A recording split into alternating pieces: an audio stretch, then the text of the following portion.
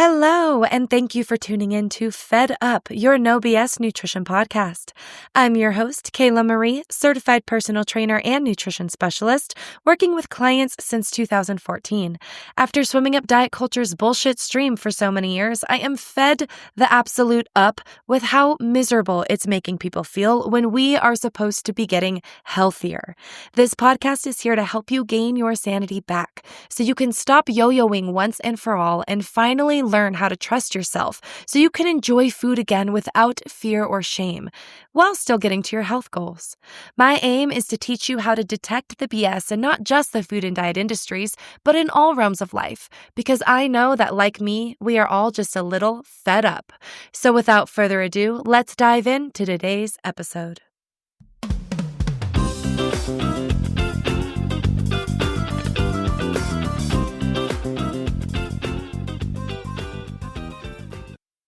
Hello, and welcome back to episode 37 of the Fed Up podcast.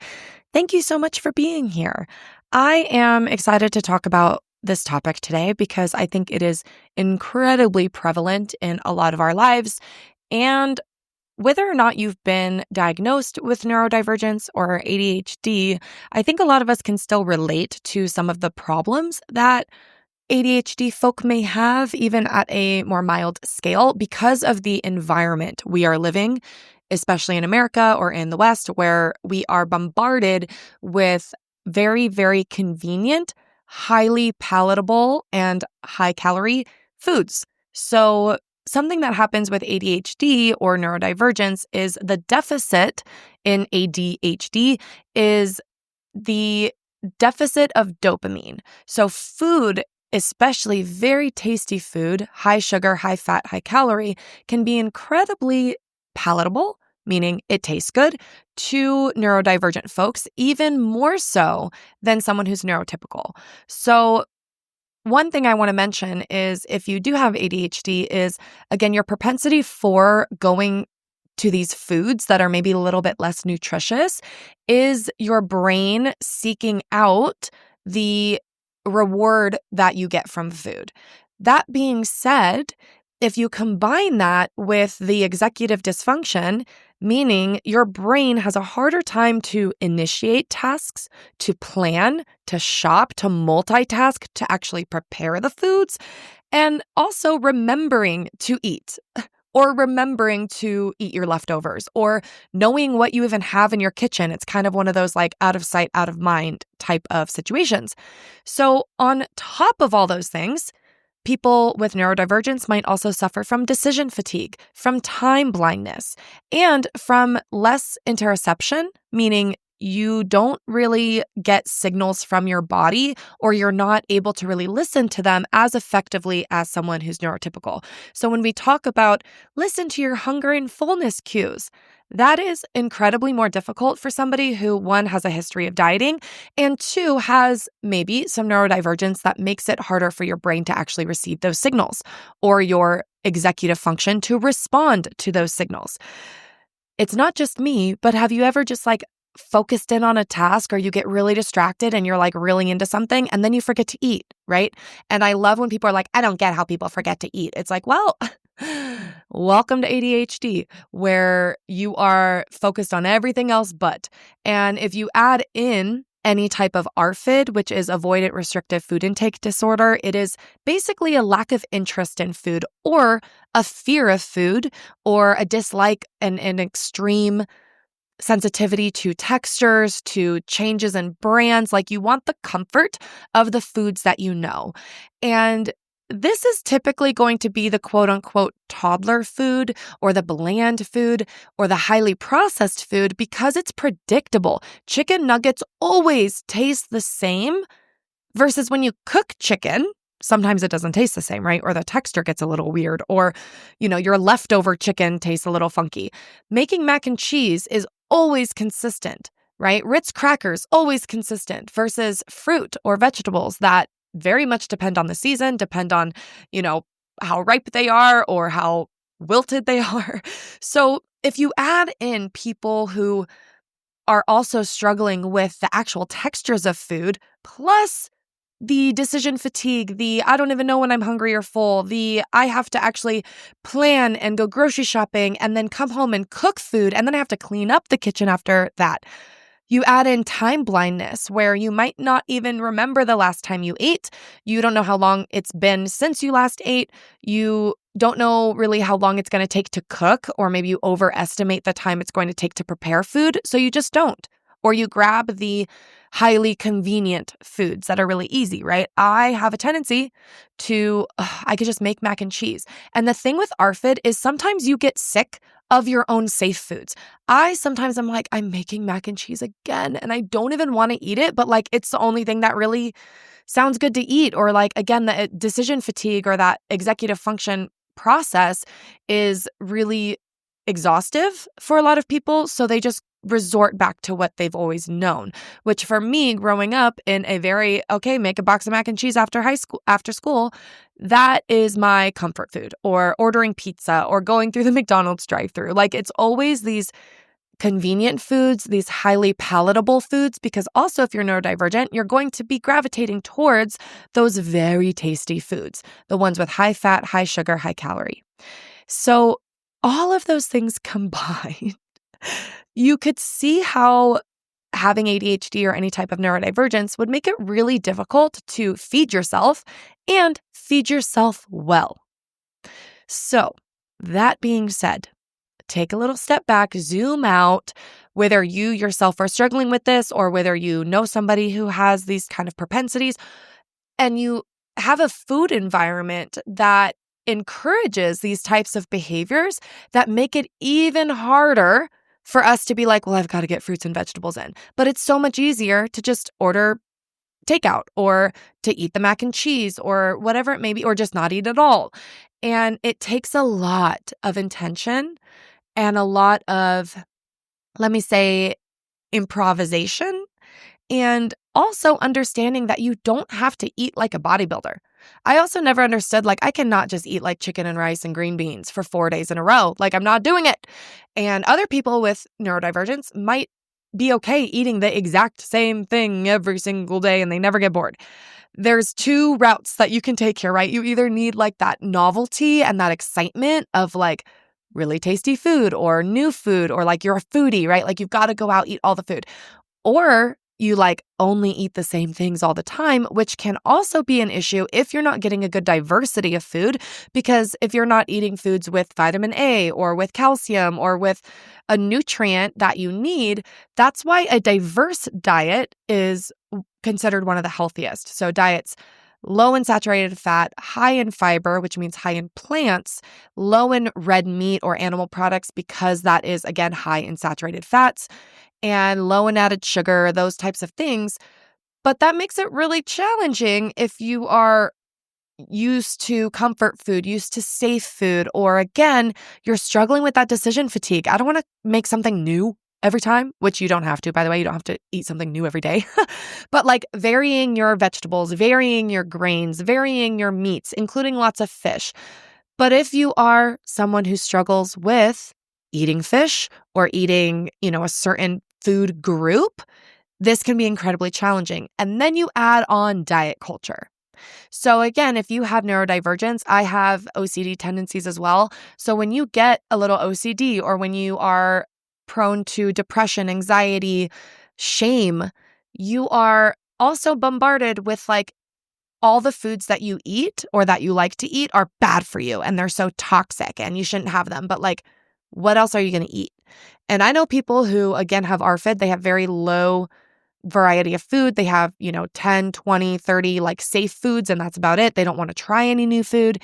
And then you're telling them that their safe foods are toxic. But like, if you tell someone with ARFID to not eat certain foods, like they will starve themselves to death. There's a lot of people that'll be like, well, if they're hungry enough, they'll eat. No, they won't. There are people who end up in the hospital needing a tube feed because they do not eat food, whether it's because of fear, whether it's because of avoidance, whether it's just because of a lack of interest in food, especially with children, but also with adults. This becomes like a health crisis. ARFID is very much like involuntary anorexia. I say anorexia nervosa because you are purposefully starving yourself or restricting food because of a fear of like body weight and you don't want to gain weight, or you're afraid of, these foods are toxic to me, whatever it may be, but it has to do with your like how your body is. Versus ARFID doesn't really relate to your body. It more is just that lack of interest or lack of enjoyment or just fear of food that doesn't have to do with changing your body. So my mother used to always joke that I was involuntarily anorexic because I would just forget to eat, or I just wouldn't eat, or I just didn't want to eat. But really, it had nothing to do with me trying to be skinny. But again, you add in, like my friends would be like, well, just eat a sandwich. You're so skinny. And it's like, I don't want to eat anything because my mom packs a sandwich, but now it's been like in my backpack for 4 hours and it's gross and mushy and I'm not going to eat that. Whereas like I know people who literally will eat anything because, oh, well, I'm hungry. I don't care how it tastes. So people are so different in also their genetics for enjoyment of food. There's also genetics for like enjoyment of exercise. So people who really enjoy exercise typically have a higher reward response after. Some people don't get that reward response. They're like, man, I really hate working out. And sure, I feel a little better afterwards that I did it, but like, not really. Like, I still hate this. It's been a while and I still can't enjoy exercise. Versus the people who just really love being active. There's a genetic component to the reward system. That being said, you are going to have a different reward system for food than some people have. And if you combine a low reward system for physical activity and a high reward system for food, you don't even realize you're doing it. And it is a lot harder for you to quote unquote be healthy or go to the gym or eat a salad because your brain is literally like, that's not exciting to me. And it's not conscious. I don't want to tell you like you have you have control over this, because ultimately you don't. Like your hormonal response and your neurotransmission response to food is not something you can control. However, it is something that we can practice to be a little more intentional. So, how can we help ourselves being a little more nutritious while respecting our neurodivergence? The first thing that I like to do is have ready-made foods and convenient foods in your home. Frozen, pre-cooked proteins. Yes, even the breaded and fried chicken counts. Having Cliff bars, pre-made protein drinks, pre-made Cliff, whatever it may be, like protein bars that are actually decent. Like again, I like Cliff bars. I do not eat most protein bars because they have a weird texture and like you take 2 bites and you're like, nope. So have these ready-made foods though that like when I'm getting ready in the morning and I have low interest for food, your ghrelin or your appetite hormone is also lowest in the morning, but I'm about to go work out or I'm about to go to class and I need some brain fuel. Or again, I'm just practicing and trying to be better about eating breakfast because it reduces my cravings later on, and I don't order pizza because I haven't eaten all day. That's a typical thing I do is I don't eat all day and then 4 p.m. comes and I'm like, I just want pizza. Cool. I guess I'll go get pizza and that's all I'm eating today. Not good for your cholesterol, not good for your digestive system because you don't have any fiber and then you just have this like super high fat, high calorie meal. It can be a little hard on you. So even though my brain is going towards that way, I know that if I have like easy to grab things throughout the day, it can lower the chances that I'm just going to like eat fast food or eat pizza.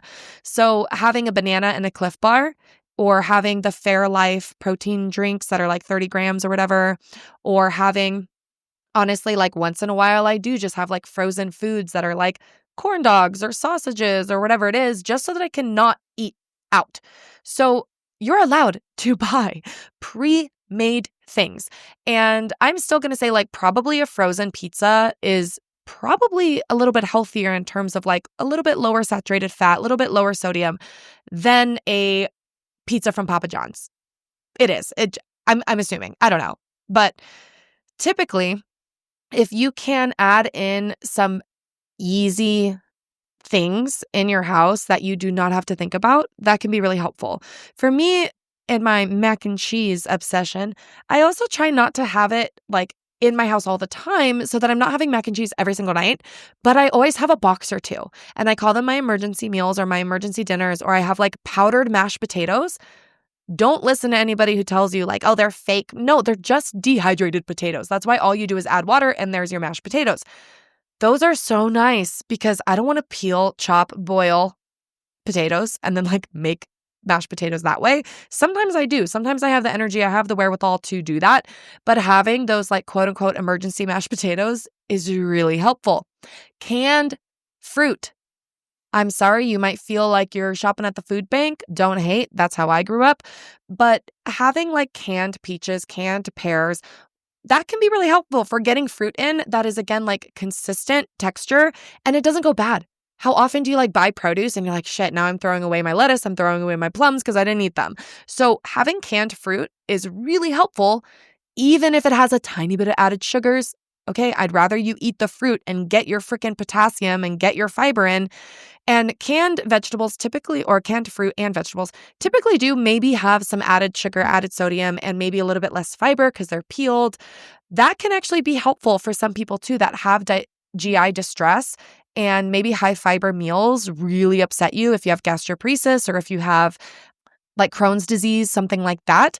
High fiber is not necessarily good for you. So when I say high fiber, I'm not talking to you guys, but like canned pears and canned peaches are a little bit lower in fiber and they could be more easily digested. But convenience is really helpful. So having those options, having frozen veggies and frozen fruit is really helpful because I can just add it to my smoothies or add it to oatmeal or eat it plain as a snack, whatever it may be. And I don't have to worry about like my produce going bad in the fridge. I also love to only buy like a couple of days worth of fruit and veggies so that I'm, again, not like day 5, I'm like, oh shoot, now my avocado is bad. So that's something that I think there's a lot of, like in America, we like to buy in bulk. If you have ADHD, that can help, but then you like forget about food or it's old now. And again, my OCD sometimes like talks to me and is like, it's old, it's bad. Like you can't eat this anymore, even if it's not bad. So more frequent grocery shopping can sometimes be helpful for neurodivergent folks, sometimes not. If you are like, I hate going to the grocery store, I'm not going to do that, I'm just going to, not do that, then this advice is not for you. Skip the next 30 seconds. But for some people, it is easier to go to the grocery store like every other day or every third day or every day to buy like what you're getting for dinner. So meal planning might not work for ADHD folks because if I want lasagna on a Wednesday and I planned to have tacos or I planned something else and now I just don't want to eat it, guess what? I'm ordering takeout. So buying things like as you need them can be helpful for some people because everything's fresh, you don't waste as much, and you are listening to like, what are you wanting today? And for neurodivergent folks, that is a lot easier because I don't have to think about like, well, what do I want to eat for Monday, Tuesday, Wednesday, Thursday, Friday, Saturday, this whole week, and then buy everything in bulk. And by Thursday, you're like, I changed my mind. So some people, it can actually be helpful to grocery shop more. Some people, that advice will not work for you. So ignore it. But when you are looking at kind of your staple food items, that can be helpful too, right? Like oatmeal, eggs, whatever, like your safe foods.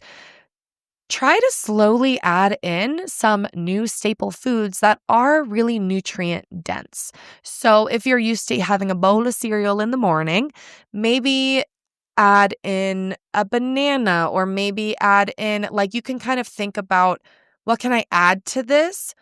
Rather than I shouldn't be eating this. So if you are used to having Uncrustables for lunch and it's easy, they're yummy, you've been doing it for a long time, I'm not going to tell you, don't eat Uncrustables, those are so bad for you. No, I'm going to say, okay, add a banana, add, some Greek yogurt or add something that is going to give you a little more protein, a little more fiber, and fill you up with 2 Uncrustables versus you feeling like you have to eat 6 in one sitting because, we do that. So adding things rather than trying to restrict yourself is really helpful for everybody, but especially neurodivergent folks. Your brain perceives a loss a lot stronger, like 10 times stronger than it perceives gain.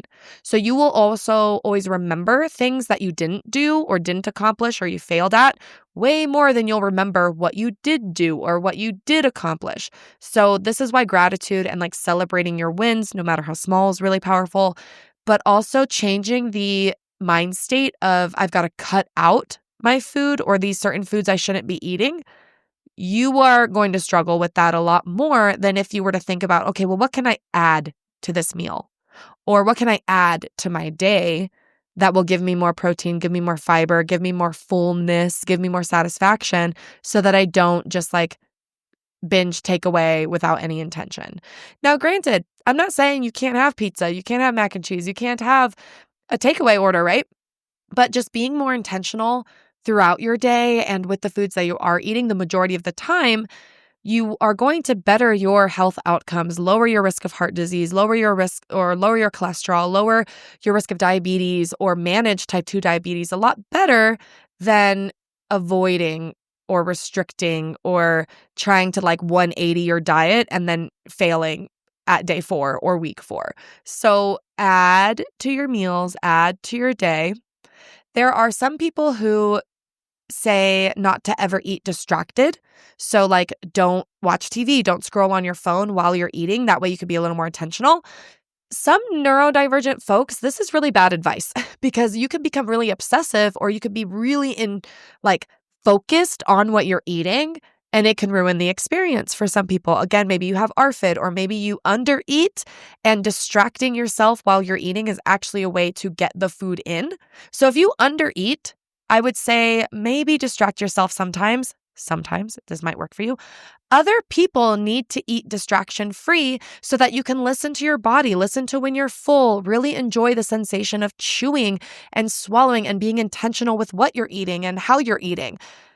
This advice can go either way with ND folks. So like you can, don't eat distracted. And like that does not work for you. Other people really do need to like sit down, make yourself a plate, turn off the television, do not scroll on your phone. Think about like being more present. Think about how the food smells, how it feels in your mouth, how it feels in your tummy. Check in with yourself halfway through your meal. Am I full? Is it still tasting as good as it did my first few bites? Because food won't taste as good the more full you are. That can be really helpful for other people. So that's why nutrition is really individual. You can also learn practical skills for attuning to those hunger and fullness cues. But again, it might be a little more difficult for you. So one tool that we use is like the hunger and fullness scale, where 10 is like really uncomfortably full, almost like the Thanksgiving full.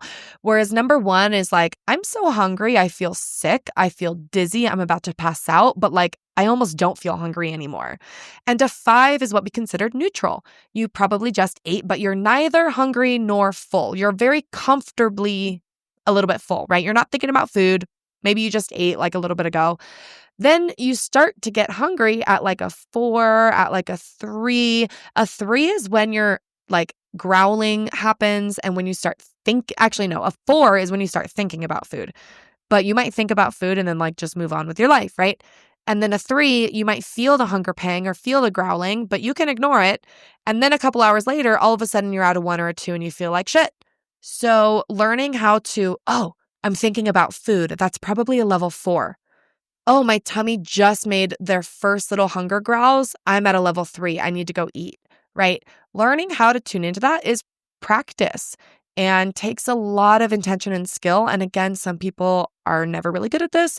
And those type of people might need to be eating more on a schedule or on okay, I know I'm not really hungry, but like the next time I'm going to be able to eat is another 7-8 hours from now.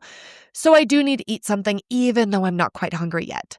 So that is where we kind of use our brain and our knowledge and our, what do you call it? Like it's not using just your intuition or like, well, I don't feel hungry. So a lot of people won't feel hungry in the mornings, but knowing that you should probably eat something, that way you can last until lunch. Again, you reduce your late night snacking when you eat breakfast, but you're not hungry, right? So hunger and fullness cues will only take you so far. You also have to add in those kind of practical like, okay, so I'm not hungry, but I know I should probably eat because my brain needs fuel. I have a meeting right now that is going to require a lot of focus. Brain is how you get food. Food is how you get your brain to work. So whether it's concentration, focus, physical energy, whatever it may be, reminding yourself to eat even when you're not hungry can be really helpful too. And then a regular routine of eating, like setting an alarm or working it into your schedule, habit stacking, right? Like I'm going to wake up, I'm going to make my coffee, but I'm going to make sure that I eat with my coffee, or I'm going to eat before my coffee. Whatever it looks like for you, I'm going to eat around the same time every day at dinner time. I'm going to get home and immediately make myself something to eat. Like sometimes you have to kind of work your way into like, okay, no matter what, I'm eating at this time, this time, this time, this time. Or like give yourself kind of like a time frame. Like I'm going to eat between 12 and 2. Again, for ND, that can help because you're not being so obsessive over like, I have to eat at noon. But once you start establishing these routines, you get rid of the decision fatigue, right? Because you're just going through the motions eventually. It's going to take a lot of effort at first. Once you learn how to ride, or once you're learning how to ride a bike, or learning the alphabet, or learning how to write your name, it's really hard. It takes a lot of brain power. Eventually, it takes no brain power. So that's what we call your basal ganglia in your head, in your brain, where I think it's in your brain stem technically. So your basal ganglia is a part of your brain that like takes the learned information and puts it into like an autonomic information. I might be kind of butchering how I'm explaining this, but I hope it makes sense. So again, once you learn how to hold a pencil, you don't have to think about it anymore because it just becomes part of your autonomic knowledge. So creating routines can be really helpful. I'm going to eat the same thing every day for breakfast or around the same time. I'm going to make sure that like I kind of have like a non-negotiable, right? I'm always going to eat breakfast, even if it's only a banana, even if it's just a Cliff Bar, even if it's a donut and a protein shake that you picked up from the gas station. Like I love just getting like a muscle milk and a donut because again, sometimes that's all you freaking can stomach, but I got some carbs, I got some protein. It's not the end of the world. So establishing a routine, planning these like meal times into your schedule, it takes practice, it takes time, and I want you to know that nothing is wrong with you except for your neurodivergence. No, I'm just kidding.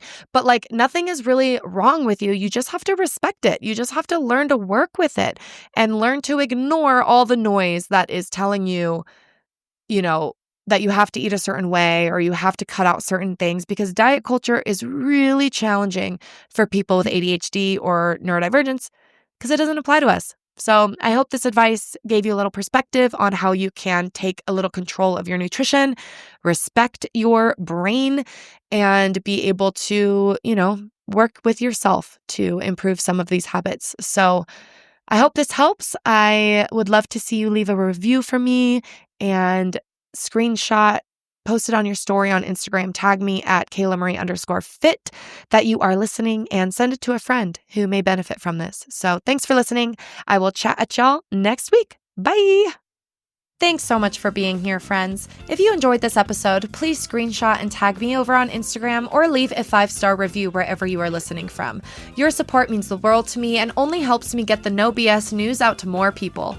If you're interested in working with me in nutrition or personal training, check out my programs and courses on my website at kaylamariefitness.com and on Instagram at Kayla Marie _fit. See you next week.